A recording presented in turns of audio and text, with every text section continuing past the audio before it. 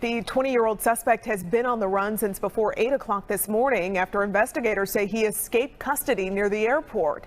Investigators say 20-year-old Jason Stover is wanted for murder out of Arizona. Let's get right out to Fox 5's Brian Hill, who joins us live along Global Gateway Connector, where multiple agencies are searching for him right now. Brian? Well, we're told the 20-year-old ran from deputies in the car rental area of Hartsfield-Jackson International Airport. Right now, investigators are not saying exactly where they are searching, but if you look here behind me, you can see where multiple agencies have set up posts because this is the last place he was seen, again, along Global Gateway Connector. So they're really trying to get to the bottom of this and figure out exactly where he is because he is considered dangerous. I did speak with a woman who says the man Stover allegedly killed was her brother, and she is disappointed by what's going on. When we got the news, it's like it's a slap in the face. The woman who asked to not be identified alleges Stover killed her brother, 32-year-old Walter Woods. She claims Stover shot her brother at a business in Phoenix back in February. My brother was killed due to a retaliation of a fight that Jason had with someone else. My brother had nothing to do with the fight. Jason just decided to go and shoot up their building. After months on the run, U.S. Marshals finally captured Stover here in Metro Atlanta earlier this month. The original arrest came out of Sandy Springs on just a routine stop. He was turned over to Fulton County on April 12th, and when the Marshal Services determined they continued to want him. During a news conference Thursday afternoon, the Fulton County Sheriff told us Stover escaped while in the custody of 2 Maricopa County, Arizona deputies. He was at Hartsfield-Jackson International Airport in the process of being extradited back to Arizona. When they arrived at the rental car center, as they returned the vehicle, they were walking down a flight of steps. He unleg ironed, or no leg irons, but waist chained at the time. He actually pushed past the Maricopa County deputies and escaped down a set of steps. Sheriff Pat Labatt says he crossed this street here, Global Gateway Connector, and ran into this wooded area. We certainly are continuing to push the guard line out as far as we can, but we believe he is still in the area. I just hope that no one else get hurt in the process of him trying to not pay for the crime that he committed. Woods' sister says her 32-year-old brother was a business owner and leaves behind 3 children. We're still grieving. We're still not in denial. It's hard to accept. At the time of his escape, we're told Stover was in handcuffs, wearing a white t-shirt, navy blue jacket, black sweatpants, and barefoot. Woods' sister is encouraging everyone to keep their eyes open and keep themselves safe. Police right now, again, are still trying to find out exactly where Stover is. We're working to find out why he was in Metro Atlanta. We are still working for those updates, and we'll bring it to you as soon as we find out. Live in College Park, Brian Hill, Fox 5 News. Where it is still a very busy scene out there. Brian, thank you. Thanks. New at 5, these 3 people plus 1 more face charges in Fulton County for allegedly trafficking a teenage girl for sex. Investigators with the Attorney General's Human Trafficking Prosecution Unit announced the arrest this afternoon. Fox 5's Claire Sims spoke exclusively with the Attorney General about this case and the impact that unit is having here in our state.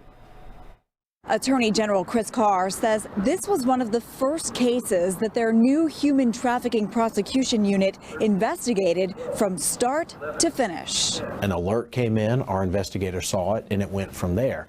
Georgia Attorney General Chris Carr says it was an alert from the National Center for Missing and Exploited Children that captured the attention of his Human Trafficking Prosecution Unit.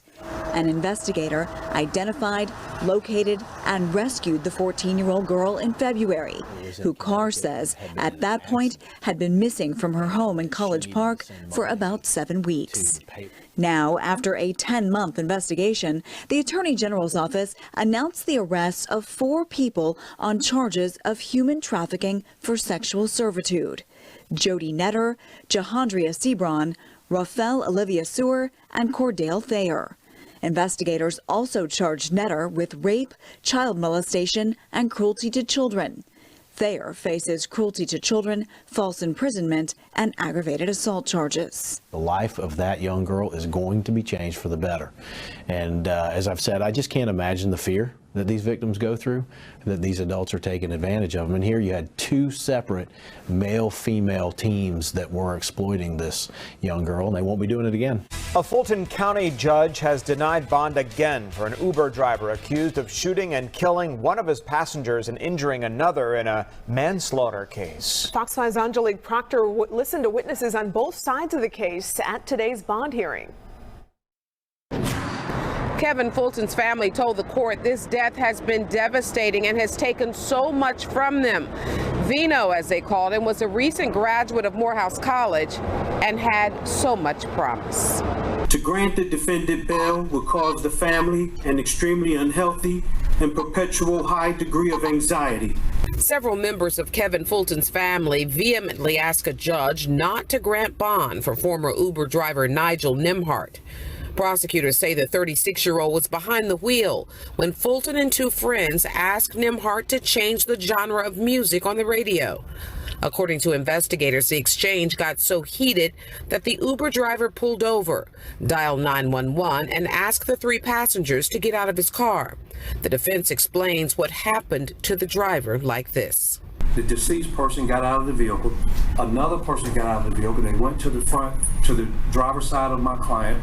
One of the individuals spat in the face of my client, and the other individual said, well, we're going to kill you. Prosecutors say the defense's account is not true.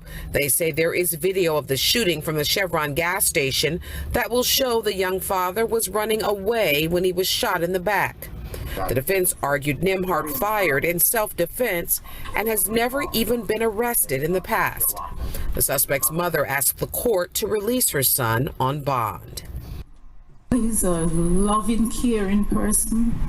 He loves kids. He loves everyone. He loves to work. But Kevin's mother told the judge the suspect's mother will never feel the pain she does. She still has her son. I do not.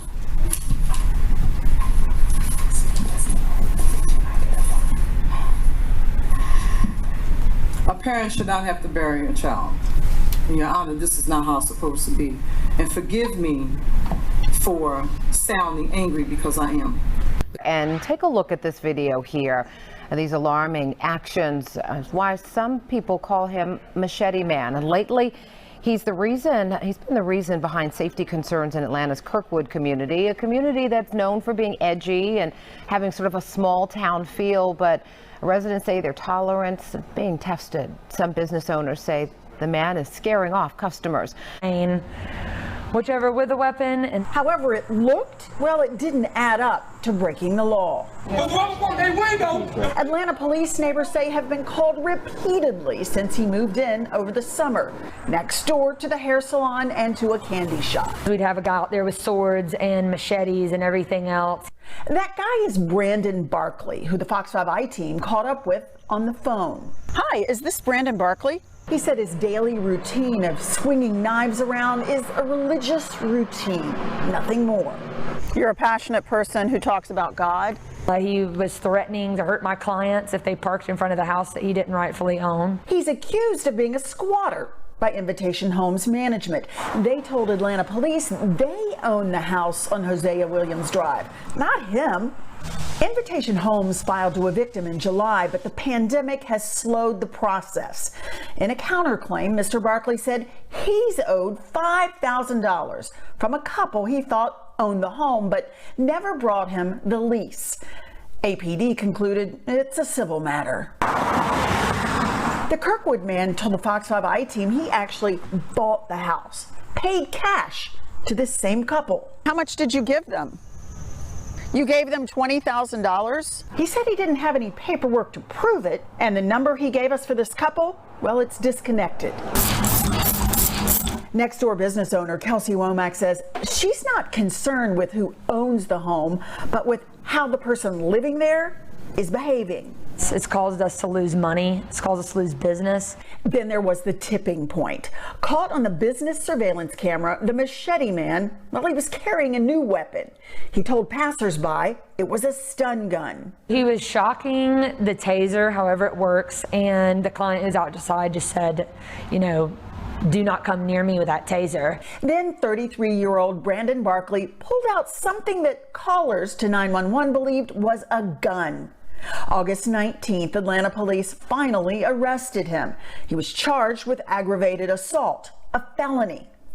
Invitation Homes changed the front door lock, put up a no trespassing notice, but relief was short-lived.